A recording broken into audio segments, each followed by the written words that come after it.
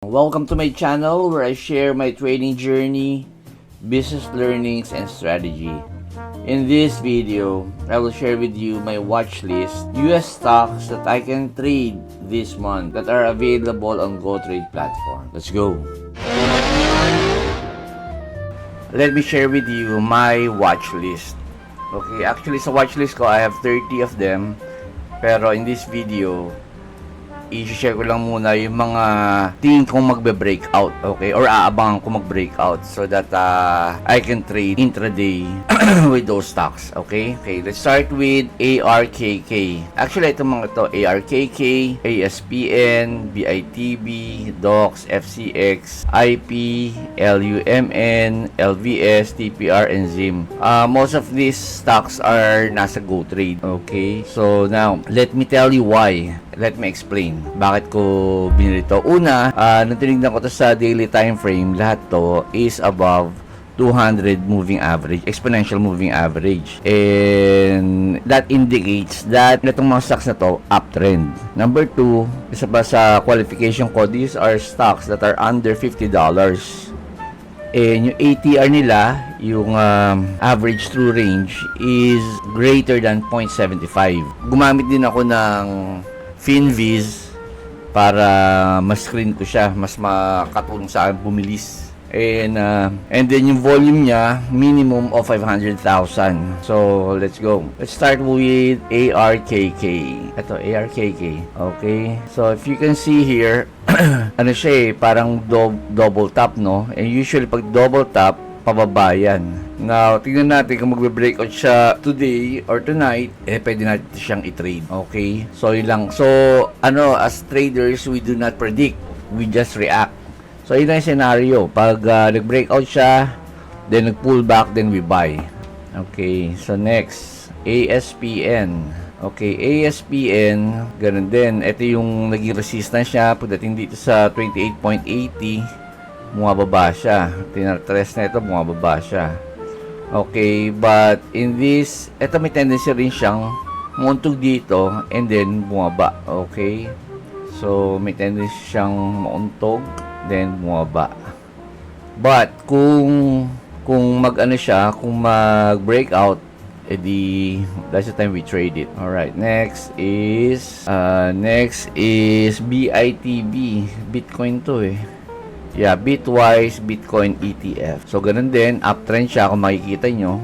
Okay. And then, ito, possible breakout niya dito. Actually, draw ako ng Darvas box. So, pag nag-breakout siya dyan, then we buy. Pag hindi, observe lang muna tayo. Hindi tayo bibili niyan. Okay, next is DOX. DOX is Doximity Incorporated. Ganun din. As we can see, uptrend siya. And then, eto, nag-draw tayo ng box. So, pwede siya mag-gap up or pwede maglaro lang siya dito. Basta hindi tayo bibili hanggat di siya lumalabas dito. Ayan, hindi siya nag-create ng bullish candle dyan. Okay, usually kasi pag bumibili ako dyan, ang inaabangan kong candlestick, yung momentum candle, then hammer, na bullish siya, and then yung isa pa. Okay, next FCX. Yan, ganun din. Nandito na siya sa resistance. So, yun, gagawin lang niya, mag-breakout dyan. Pag nag-breakout, yan, malakas yung upside niya medyo mataas. Mga nasa mga $2 per share. So, pwede 52.45, 54.97. So, pwede. So, again, pero pag na-reject siya dito, pag na-reject yan,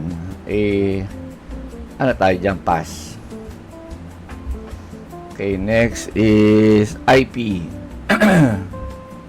Okay, IP natin, sa daily time frame to, uptrend siya. Okay, and nandito siya sa bandang support area. Pero then again, as traders, antayin natin siyang kung anong gagawin niya today.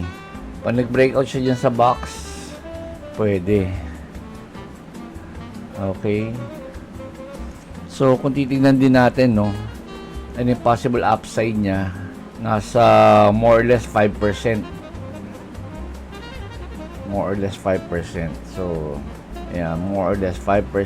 4.81% pwede. So pwede natin isang i-trade. At again, with the condition na mag-breakout siya. Okay, actually dito nga sa 50.55 medyo mababa lang. Ito possible ano to eh. Possible resistance. Possible resistance. Tingnan nga natin. Gaano siya kalaki. 2.89% lang. Well, ang hinahanap sana natin yung mga stocks ang bibigay sa atin ng ano, 3% minimum. Okay, pero syempre hindi naman tayo makakapil kung ano bigay sa atin ng market. We just have to trade it. Okay? Okay, next is that's IP LUMN. LUMN. Okay, nasa resistance siya. And then ito, draw tayo ng box. Again, pag nag-breakout, we'll buy. But if not, for sure, yun, bababa lang siya dito. Ito, gawin natin arrow. Yan. Yan. Ganyan, bababa siya. Then, pwede tayo bumili na lang sa support if the volume allows it. Okay. Guys, I'm no expert, no. I'm just sharing na etong plano kong gawin this month kasi pag hindi ko na-meet yung goal ko, nakakumita ako ng 10% ng aking portfolio this month, I'll be forced na magbenta ng insurance. Yun yung aking challenge sa sarili. Tawag doon, consequence to create change. Okay, kayo ba? Meron ba kayong consequence to create change? Natunan ko rin to sa pamangkin ko eh. Kasi siya, pag hindi niya nagawa yung assignment niya or bumagsak siya sa isang quiz, meron siyang parusa eh. Halimbawa, hindi siya manonood ng Netflix or hindi siya manonood ng YouTube. Ganon. Para next time, gagalingan. So, same thing with me. I want to improve, no? And gusto natin maging our goal in the future is to double our portfolio. Yung maging confident tayo kasi posible siya eh. We can double our money. Na pag nag-backtesting ako, doable eh. So eto, real trades to. So eto, we are working on it. Ito nasa support. Tingnan natin kung magbabounce. Anyway, tapos tayo dyan. Sa tayo? TPR.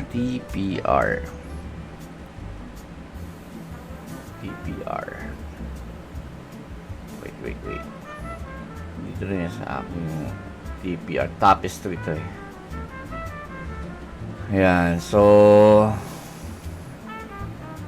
ayan. Tingnan natin kung magbe-breakout siya dito. Okay. Tingnan natin. Ito nagdraw ng box. Wait lang, draw tayo ng box para matitrace natin siya during trading hours. Previous day high and previous day low. Pag nag-breakout siya dito, most likely magdedire-diretso sa pataas. Pero pag bumaba siya dito, nag-breakdown siya, tendency price will go down. Ito, pag nag-breakout. Ayan. Okay, so we react. And last stock is ZIM. ZIM. Ito, meron na tayong box. So, ito yung previous day high, previous day low. And then, again, pag lumagpas sa box, breakout, most likely, diretso sa taas. Then pag breakdown, pababa. Okay, so guys, yun lang. I hope you get some value in this video para bawas-bawasan yung paghahanap niyo ng stocks to trade. Okay. So, thank you so much for watching. See you on the next video. May the profits be with you. Bye.